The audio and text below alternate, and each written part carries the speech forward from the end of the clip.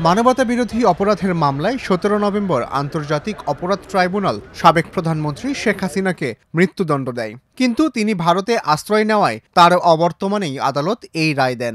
রায় ঘোষণার পর এবার তাকে ফিরিয়ে আনতে উদ্যোগ নিচ্ছে অন্তর্বর্তী সরকার। ভারতের সঙ্গে বাংলাদেশের ২০১৩ সালে সম্পাদিত বন্দি প্রত্যর্পণ চুক্তি রয়েছে। সেই অনুযায়ী শেখ হাসিনাকে হস্তান্তরে ভারতকে চিঠি দিল বাংলাদেশ।